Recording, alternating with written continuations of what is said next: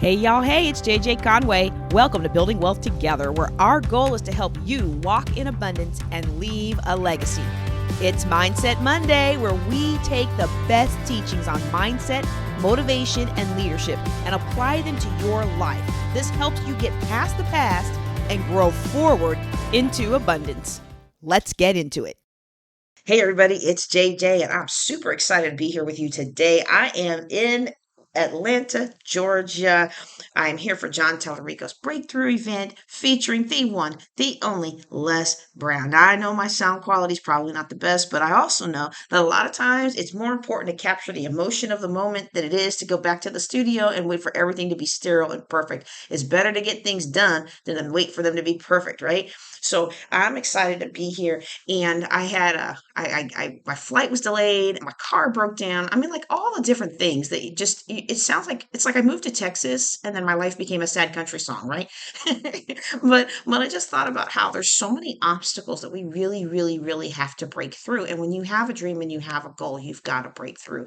And I'll never forget how the very first time that Les Brown heard my story, he said, "You're going to be in my next event." And that very next Power Voice Summit, I was the first up telling my story of being the first Black physicist in the Air Force, and also having come from a background where the teacher said I was slow and maybe if I worked hard I'd be a janitor one day, and just all the different things that I had to overcome to get to where I was. And the reason that I was able to overcome the things that I had to overcome to get to where I was is because there was something inside of me, which I believe now is the Holy Spirit. I didn't know that at the time, motivating me that there was more to life and that I was destined for more and I was destined to do something more than what the people around me had prescribed for me. And if you're listening to me today, I'll bet the same is true for you, that they are really destined to do more, to have more, to be more than everybody else in the world around you poured into you growing up, or maybe people in school, or maybe you were different. But let me tell you about Les Brown, John Tallarica, Pamela Henkel, all Kalisha Worrell. Y'all remember Kalisha? I don't know. Did I broadcast that for you? If I did not, I need to find it and broadcast. She spoke at the last time we did my Reconnect retreat. She spoke at my birthday dinner. She was such a blessing, y'all. If you need an encouraging speaker and you're in the Houston, Galveston area, y'all need to look up Kalisha Worrell. And in fact, you pay her enough, I'm sure she will travel anywhere. And she's just a delight. Her and Pamela both. But it was so nice to be in this room with people that we have all been online and we've been participating together and encouraging each other and helping each other refine their voices over the last 2 years, and to meet everybody in person. It really was like a family reunion. And I was just so overwhelmed with the energy of being in the room. And I leaned over to Crystal, who was a previous guest on Building Wealth Together. I got to find the episode number. I should have done that before I started recording this. But Crystal Harrell, she was one of our guests previously. And one of the things that, for me, one of the things that I was telling her is I really missed the energy and the teachings. I have purchased licenses and I have taught a lot of these same concepts and materials. But over the last year, I know that my energy had kind of fallen off and I'd kind of gotten defeated about a few things. And it's just sometimes we go through things, and y'all have heard my podcast about white parents and some of the other, making the break with a mentor and some of these other things, and those things really, really impacted me. And so I'm sitting in this room having forgotten the impact of all that stuff. And then it's all coming back to me. It's all coming back to me as I'm setting my intention. Oh, what do you want to get out of this? And what is your reason for coming here? Well, the very first reason for coming here, and honestly, y'all, if I will be honest, before I stepped into that room, my only reason for coming to that event, I wanted a picture with Les Brown. I wanted an in-person picture with Les Brown that 20 years from now I can do like all the other speakers do when they put up their pictures of them with Zig Ziglar and Jim Rohn and all the greats, right? What? You flew halfway across the country on your husband's birthday to get a picture with Les Brown? Yes, I did. And my husband even told me to go. He said, this might be the last chance you get a picture with Les Brown, because he's been real reclusive because of COVID. And he had just come down with COVID again. So I'm like, okay, if Mr. Man tells me to go, I'm going. So I sat there and I was like, well, this is my only intention. And now they're telling me I can't get a picture with him because he has been so sick, and they're being very protective of his health, right? Understandably so. And so now I'm like, okay, well, what else do I need to get out of this event? Y'all, I felt, how do I even want to say this? And this is gonna speak to those of you who are coaches, speakers, and trainers, okay? Because you had a passion for what you did, and always had a passion. Y'all can tell that I have a passion for what I do, right? But with everything that happened last year, I could see that the passion had died out of the business a little bit. Not that I didn't enjoy teaching my Thursday night free classes. I've always loved my free work. My community work has always been my lifeblood. It is the thing that gives me energy. If I could get paid more for doing free work, I would do more of it. Because to me, that's where I'm really, where I'm making the highest impact is the people who really want and they just can't. And I'm that avenue that somebody else was for me. Like that just really just energizes me. What I do with my free classes and being able to be that pathway for somebody else that someone once was for me when I was 800 something $1,000 in debt and I didn't know how I was going to pull out of all that. Being that conduit for somebody else, I mean, that really gets me going. Okay. And so I really enjoy that and I bring the energy to that. But all the other things behind the scenes, they were impacted. They were impacted by the break with another mentor. They were impacted by seeing myself with the other ladies and realizing how big I was. They were impacted by people treating me one way and then they found out my story and all of a sudden they wanted to act like I was amazing. Like you should have treated me amazing from the beginning. I mean, I'm not trying to be vain or anything, but I really do try to treat people nice. Now, I don't always because I'm direct and sometimes people interpret that as rudeness. And so I'm trying to learn to do better. I really am. I am better than I was 10 years ago, y'all.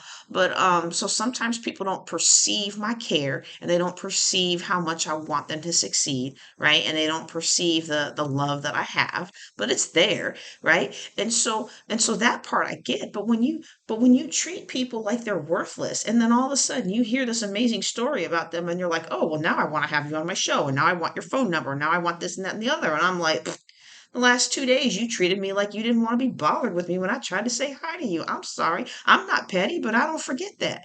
I don't forget who was my friend before I was famous.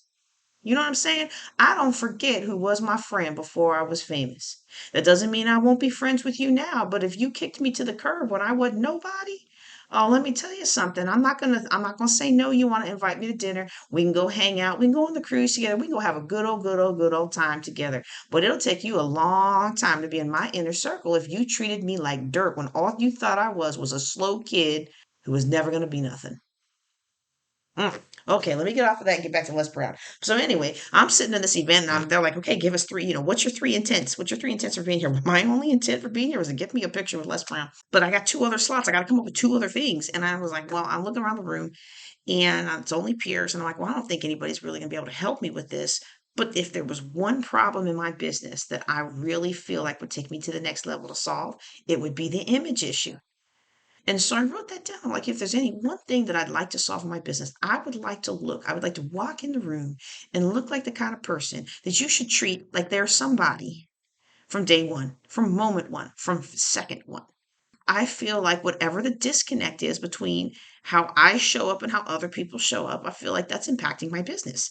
And so I really hope I don't lose subscribers over this because I know that sometimes we don't like to be too transparent. Like we can't be perfect as influencers, right? Like we can't be perfect, but we don't want to be too transparent because if we're too transparent and you realize that we got just as many fears and mess as you have, then you don't want to subscribe to us, right? Because you're chasing after your ideal. But I'm telling you, this is something that's impacting in my life, and I'll bet it's impacting many of you as well.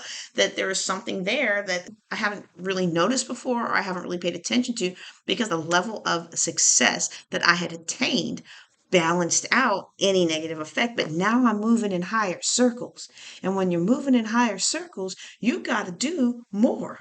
Right? You got to do more. You got to be more. You got to have more. And the Lord has called me to more. He's called me to more and He's called me to have higher levels of energy. That's why it's more important that I take such better care of my health and strength and make sure I eat what's going to fuel my body instead of things that are going to tear me down. Make sure that I spend my time with people who are going to energize me instead of demotivate me and de-energize me. Make sure that I'm feeding my mind a steady diet of uplifting and spiritual media, not just drivel. There's a time and place for drivel, sure. There's a time and place for chips and things like that. But you know what? If I'm about my Father's business, I'm also going to be about my own business.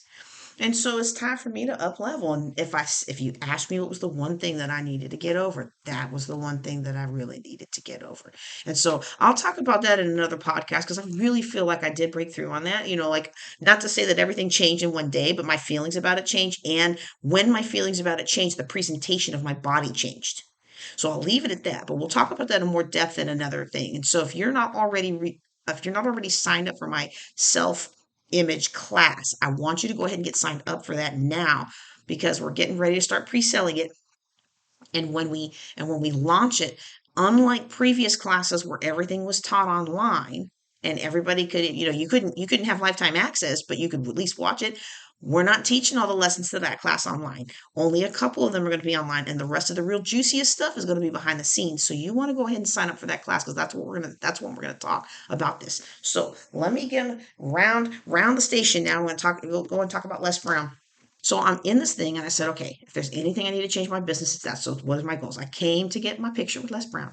I didn't come for this, but I'm making up my mind now that this is something I want to work on. What's the last thing? Well, I want to overcome the hurts of all these other things, like making the break with the mentor, having all these other people who all of a sudden dog me out because I made that break, even though I feel justified in making that break. And they released me without charging me anymore. So that tells me I had been under him long enough to know that when he released you without charging you, that means he wanted you gone. He used to call it, I'll bless them and release them to their highest good.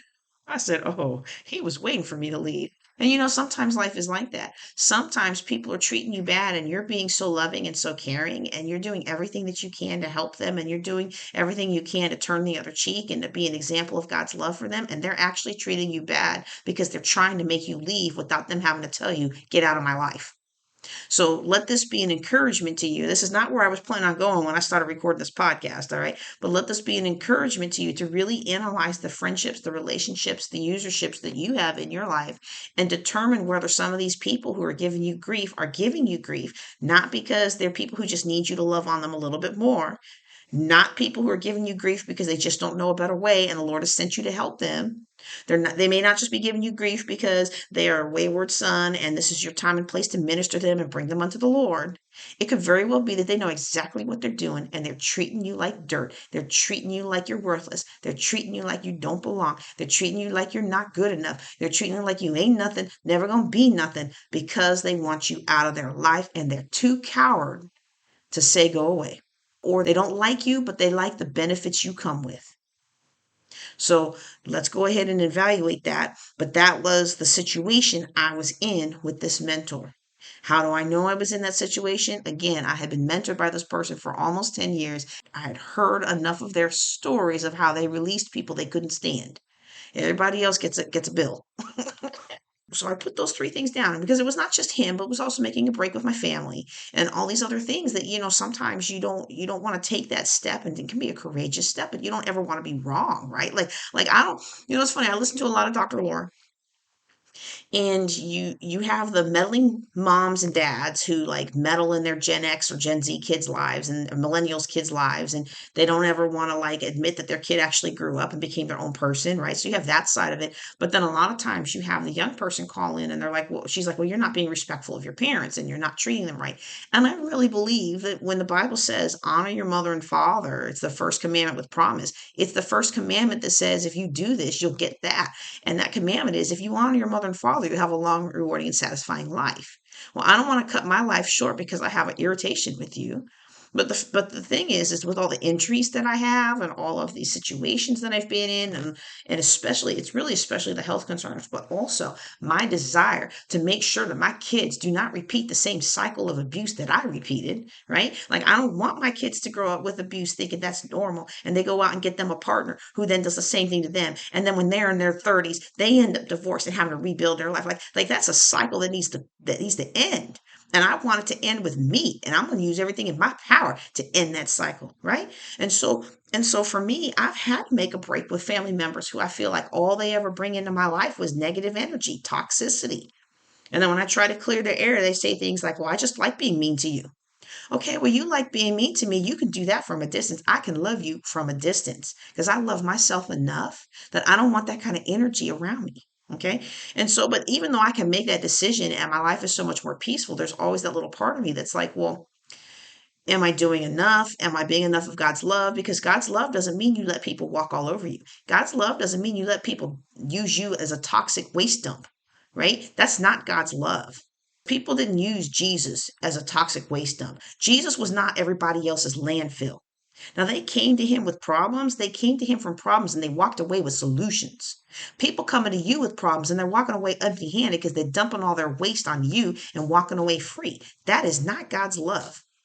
In fact, I'm going to go out there and say, and if I'm wrong, y'all can just pray for me. But I would hazard to say that's the enemy's corrupted version of God's love. The enemy has corrupted what it means to be a Christian to the point that we're willing to accept all of this negativity and all of this depravity and all of this economic depression and all the things that go along with being a traditional Christian that result in a powerless, miserable life. And my God didn't come that I should have that kind of life. Let me say that again. My God didn't come for me to have a powerless, miserable life. He came that I might have life and that more abundantly. He came that I might have power and love and of a sound mind.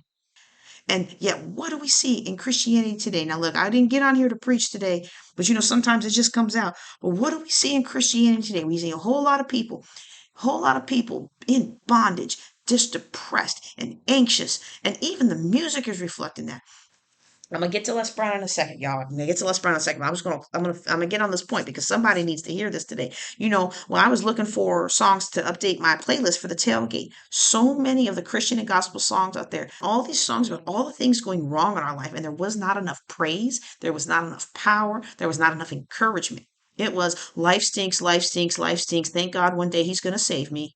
Life stinks, life stinks, life stinks, but Lord, I trust that you're going to bring me out. Well, I want to hear about the bring out. There's a time to be sad with those who are sad, but at some point, I want to hear how the Lord brought you out. We will overcome by the strength and the power of their testimonies. All right.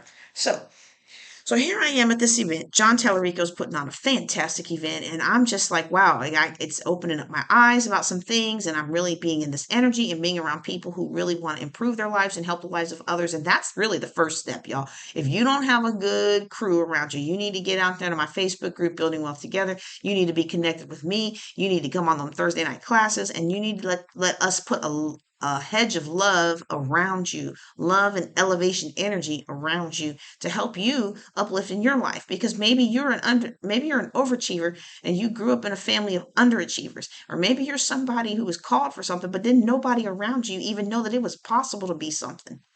And so they don't even know how to help you. Even if they want to help you, they don't even know how to help you. They don't even know what the first step for you to take is. You got to be around people who are going to elevate you and have the energy that you can succeed, that there is greatness in you, that you can do everything that you've been called to do. Oh, y'all. The Lord has gifted and resourced you with everything you need to succeed and to be what He has called you to be, what He has created you to be, what He has gifted you to be, what He has talented you to be. Oh my goodness, y'all, I'm encouraging my own self today. So we're going through the event, and then Les Brown does the diamond lunch, and then he does wonderful teaching, and I'm so thankful that they let us record. I was afraid they weren't going to let us record, but they let us record, so I've got that recording. We're going to release that in Inner Circle. So I was like so excited, and so then he gets down, and because of all the COVID and all the stuff, he's not doing photo ops or anything, but he gets down, and I think to myself, he did talk to some people before the event, and I don't know how he talked to them because I couldn't find my way to get to him. I thought they had him cloistered off, but there were a couple people. Maybe they had a special session for some of John's students to meet him. But I'm going to go and I'm just going to see, I'm going to follow behind him. And if there's an opportunity to get a picture, I'm going to snap it, right? But then somebody else waylays Les Brown and grabs him and gets into this picture and takes this picture with him. And it's funny because Les will call it. He'll be like, well, you really waylaid me, didn't you? Oh, yeah, I'm sorry. I'm sorry. And the guy's laughing. And as he did that, and I'm like, well, I'm not going to be able to get a picture now because now they're all irritated. The handlers are irritated. Les is a little bit irritated. They got to get him back. And so I'm walking behind him and I was like, well, sir, I'm not going to get too close. And I know you got to go. I'm just going to walk and talk it so you can keep it moving. But I want to thank you for giving me a voice on your platform to tell my story about being the first Black physicist in the Air Force. And he stops and he turns around and he grabs me. And look, y'all, this is so hilarious. Like, he grabs me and I'm like, he's saying something to me and he's telling me to call him and he's just encouraging me. And I'm like fumbling with my phone. I'm like, hold my phone up and get a picture. And he's such a pro. He was talking to me, but he somehow got his face dead on in that camera while I'm still looking at him, listening to him talk. So my face is all wonky, but y'all, I got my picture with Les Brown, and he told me to call him. To be in that moment with somebody who's been pouring into your life remotely all this time, somebody who gave you a lift, somebody who a million people who are walking and trying to tell them about things and tell them about their businesses and tell them about their stuff. And all I did was say thank you. It's not done from a position of trying to manipulate. But so many of the greats that I have been able to get personal attention from hasn't been because I had anything to offer them. It's been because I said thank you. I actually learned this by accident. So at one point, I was the chief of protocol for Air Force Global Strike Command, and we hosted author Eric Schlosser, who wrote Command and Control, Nuclear Weapons, The Damascus Accident, and The Illusion of Safety. And the reason we brought him in, along with other thought leaders who had differing opinion about the nuclear arms space, is because the commander of Air Force Global Strike at the time thought that it was important for his leaders, his senior leaders, to be challenged and to be able to think critically about these issues and to be able to understand the impact and the viewpoints of those who disagreed with us as far as being a defense nuclear weapons platform, because Global Strike is the nuclear command, and our job was to organize, train, and equip forces to execute nuclear weapons. We were also responsible for maintaining the safety and security of those nuclear weapons, not from the practical side, which is what the Department of Energy did, like the hands-on, but we were the muscle, and we set the policies and we built the buildings that housed them and things like that. And so my part of my, those were the kinds of things that I did. Like, it was, one of the things that I did in my career was I made a lot of people mad. Like, this is not safe. You're an accident waiting to happen, and we need to fix this. Here's the science behind this. You need to take care of this, this, and that. And so, yeah, it's funny. Most of my greatest job victories were things that made other people really, really, really mad, but turned out to be really, really, really good for the American public. So anyway, we've got this guy, Eric Schlosser. He comes to talk about his command and control book. Well, Eric Schlosser also wrote a book that changed my life called Fast Food Nation. Some of you might have heard about this. Yeah, back in 2001, once I read his book, I stopped eating fast food for a year, which is really difficult to do when you're traveling for the gospel almost every weekend, right? But, I wouldn't go to McDonald's or Burger King or things like that. Now, I might go to Brahms or other places where the food was fast, but it was made in house or it was made fresh, right? Because you had those kinds of places in Oklahoma. So it was easier to do that traveling a lot up and down the Southwest than it was maybe in other places I've lived. But his book made a huge impact on me. And so I'm escorting him, and I know you're here for something else, but real quick, I just want to let you know I really appreciated that book. It changed my life, it changed my health, and I just want to say thank you. I know I got to get you on your plane, but just thank you. And he stopped the entourage and turned around. And he said, nobody ever comes back and says thank you, because I've seen it over and over and over again. I was just at FinCon with Clark Howard was there, and everybody was coming up to him talking about this business opportunity they have, what they're doing in their business. And all I did was say thank you. And I was the first person out of everybody who followed him off the stage and out the door. I was the first person he stopped and actually talked to. He told me about him serving at the Pentagon in Vietnam and other things. And so the same thing happened with Les Brown. Les Brown was going to appreciate me saying thank you. And maybe I wasn't going to get my picture today, but I figured the next time he saw me, he was going to remember me as the lady who said thank you. Well, I got my picture, wonky face and all, y'all. I guess it's just a thorn in my flesh that my face always looked wonky in some of my favorite pictures, but there you go. And I got my picture with Les Brown. I got an invitation to call him, and you better believe that one day he and I are going to be sharing the stage at one of my events. I'm putting that out there, and we going to name it and claim it. We going to touch and agree, and we going to make it happen. I hope you'll be on that stage with me. If you're not on the stage with me, I hope you'll be in the room. But either way, I hope you hold up a high thought.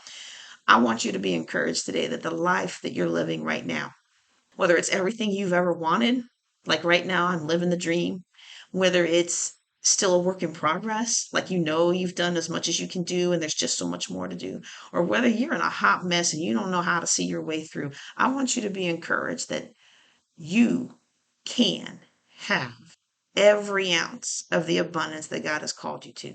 I want to encourage you to walk in an attitude of gratefulness because that will unlock for you so many blessings. And I want to encourage you to take advantage of the opportunities as they come. When the opportunity knocks, evaluate it against your faith, evaluate it against scripture. And if it checks, go. Even if you got butterflies in your stomach, even if it's something you've never done before, even if it's a little uncomfortable for you. Sometimes you have to take advantage of the opportunity or you'll forever regret not having done so. That's all I have for you today. Y'all take care and be blessed. Love the podcast? Be sure to like, subscribe, and forward to 3 friends. You can ask a question or take a life-changing class at buildingwealthtogether.com. Now, go walk in abundance and leave a legacy.